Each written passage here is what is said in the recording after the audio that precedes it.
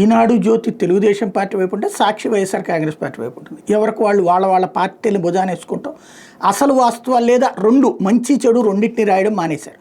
వాళ్ళ పార్టీల ప్రయోజనాల కోసం ప్రజల్ని తప్పుదోవ పట్టించే విధమైన జర్నలిజమే చేసుకొస్తున్నారు. ఇలాంటి సందర్భంలో కమ్యూనిస్ట్ పార్టీ లాంటి వాళ్ళు న్యూట్రల్ జర్నలిజం చేస్తున్నారు. వాళ్ళ పత్రిక ప్రజాశక్తి వాళ్ళు కొంచెం బ్యాలెన్స్డ్గా వార్తలు రాసుకొస్తున్నారు. రెండు వైపుల మంచి చెడులు రాసుకొస్తున్నారు. అందులో ఆంధ్రప్రదేశ్కి సంబంధించి పెరుగుతూనే ఉన్న లోటు అన్నటువంటి వార్తని ఒకటి ఇవాళ హైలైట్ చేసింది. దాని ప్రకారం అప్పులు పెరుగుతున్నాయి, ఆదాయం తగ్గుతుంది. కేంద్ర గ్రాంట్లు పన్నుల వాటాగా 62,000 కోట్లు వస్తాయనుకుంటే జనవరి చివరి నాటికి వచ్చింది కేవలం 37,000 కోట్లే, అంటే సగమే. జనవరి వరకు రిజర్వ్ బ్యాంక్ నుంచి 83,120 కోట్లు అప్పు తీసుకున్నది ఆంధ్రప్రదేశ్.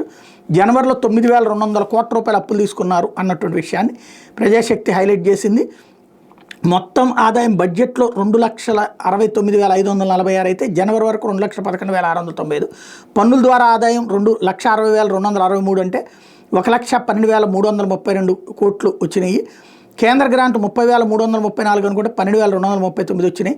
పన్నుల్లో వాట 35,395 అంటే 24,617 వచ్చినాయి. ఇంకా 2 నెలలు ఉంది.